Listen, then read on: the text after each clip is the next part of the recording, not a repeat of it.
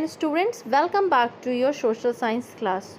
Students, हम लोग chapter number 3 पढ़ रहे थे, the Delhi sultans.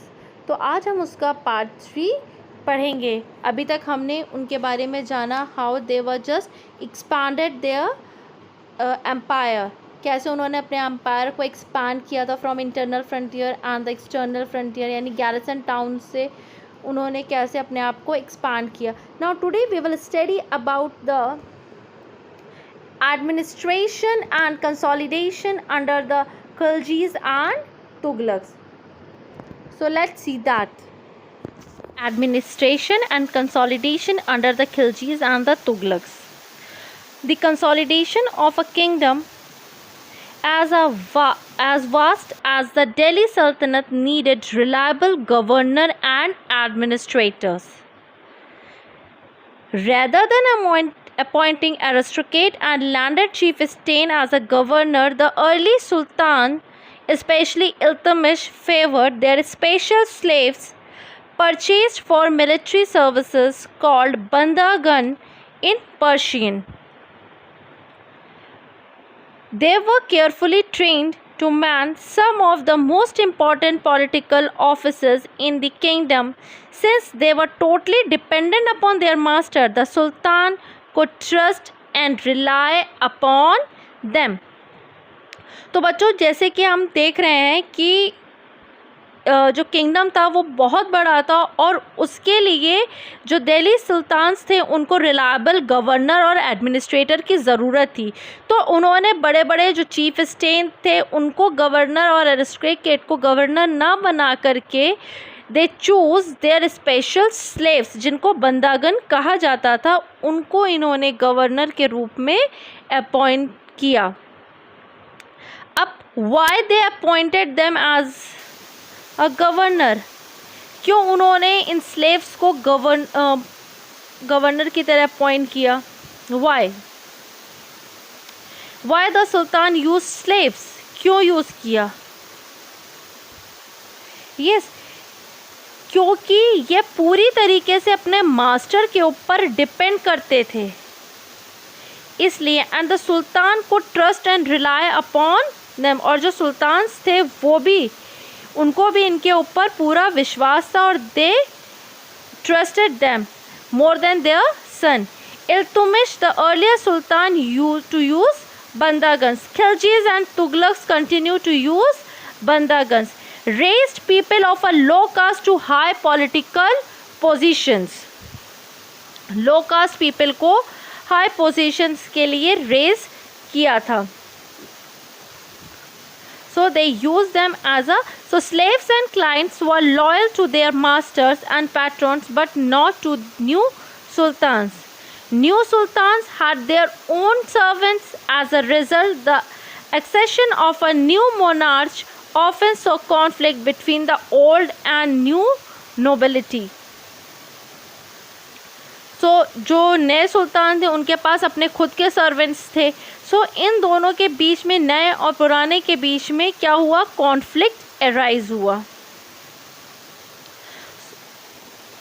So the patron of these humble people by the Delhi Sultan also shocked many elites, and the author of the Persian Tariq criticized the Delhi Sultans for appointing the low and base born to high offices. इन लोगों ने criticise किया है कि लो cast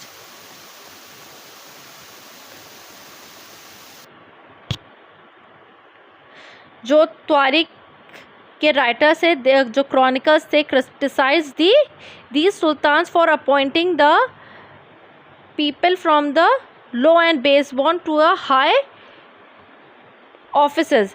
like सुल्तान Mohammad Tughlaq appointed barber, cook, gardener as offered them an high administrative post. So Ziauddin Barani, a chronicle of a 14th century, has written in his chronicle about them that this is a bad political judgment. That he has written in his chronicle that this was a bad political judgment and not a successful administration. Now, law and order. Like the earlier sultans, the Khiljis and Tughlaqs monarchs appointed military commander as governor of territories of varying sizes. These lands were called iqtas and their holders were called iqtadar or muktis. The duties of muktis was to lead military campaigns. इन मुक्तीस का या इक़्तादार का काम क्या था? इनका काम था military campaigns lead करना, maintain law and order in their इक़्तास and collect tax and revenues and pay salaries to their soldiers.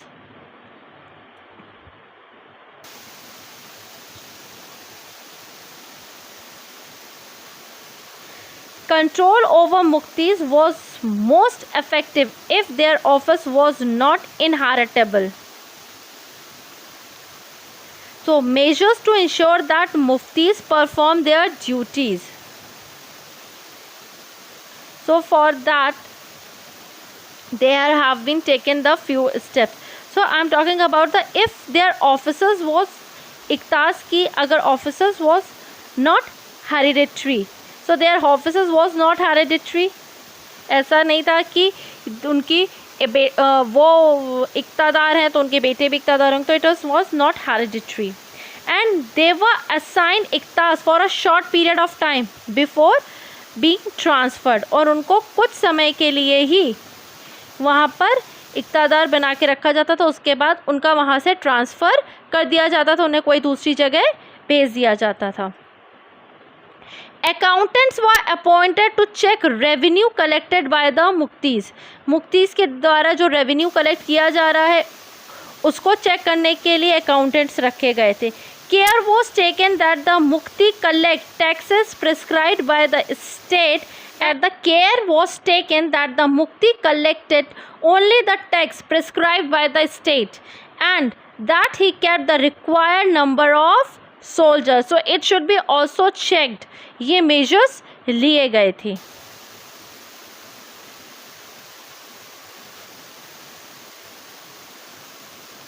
कौन कौन से taxes लिए जाते हैं. So Alauddin Khilji brought the assessment and collection of the land revenue under its own control. The right of the local chieftain of levy taxes were cancelled and they were also forced to pay taxes. The Sultan's administrator measured the land and kept careful accounts. Some of the old chieftains and landlords served the Sultanate as revenue collectors and assessors.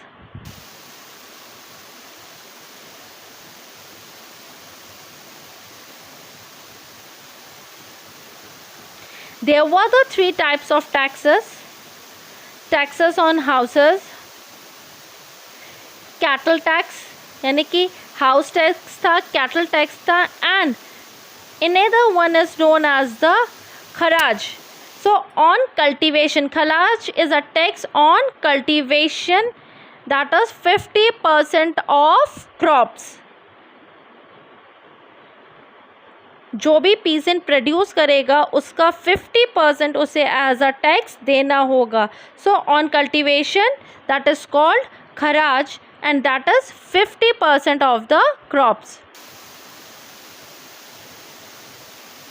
Rule in distinct areas. So it is important to remember that the large part of the subcontinent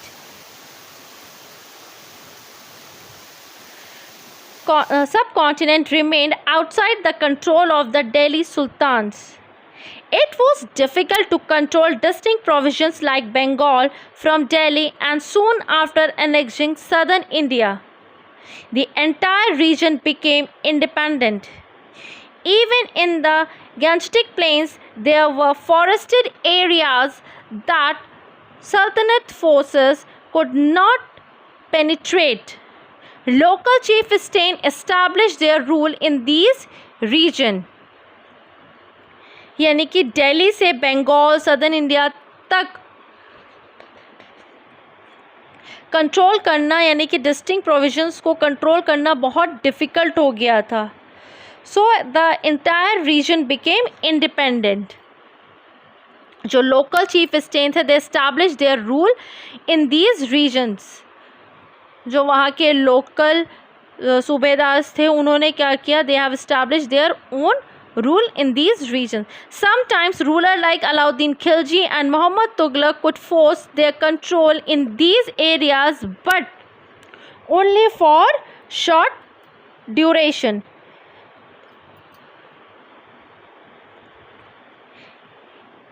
In 1219, the Mongols under Genghis Khan invaded. So the Mongols under Genghis Khan invaded Transonia in northeast Iran in 1219, and the Delhi Sultanate faced their onslaught soon after. Onslaught का means होता है कि पहले तो मैं आपको बता दूं, जंगेज़ खान के टाइम पर जो मंगोल्स थे, उन्होंने नॉर्थ ईस्ट के ईरान का ट्रांजोनिया जो था उसके ऊपर हमला कर दिया था और उसको हमला कर दिया था और इसके तुरंत बाद ही दिल्ली सुल्तानत को उनका धावा झेलना पड़ा. यानी अटैक, ऑनस्लूट का मतलब होता है अटैक, दैट इज धावा हिंदी में बोले. So Mongols attack on the Delhi सल्तनत increase during the reign of Alauddin Khilji and in the early years of the Muhammad Tughlaq. This forced the two rulers to mobilize a large standing army in Delhi, which posed a huge administrative challenges.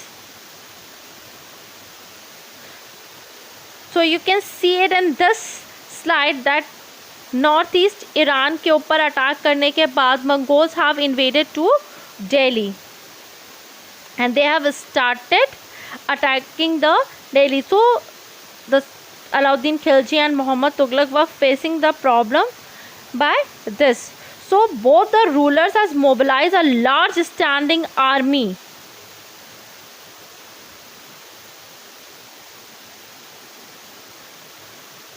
So the measures taken to deal with Mongol invasion. So the measures were taken to deal with the Mongol invasion. Alauddin Khilji and Muhammad bin Tughlaq raised the large standing army. Both of them have raised the large standing army. यानी कि इतनी विशाल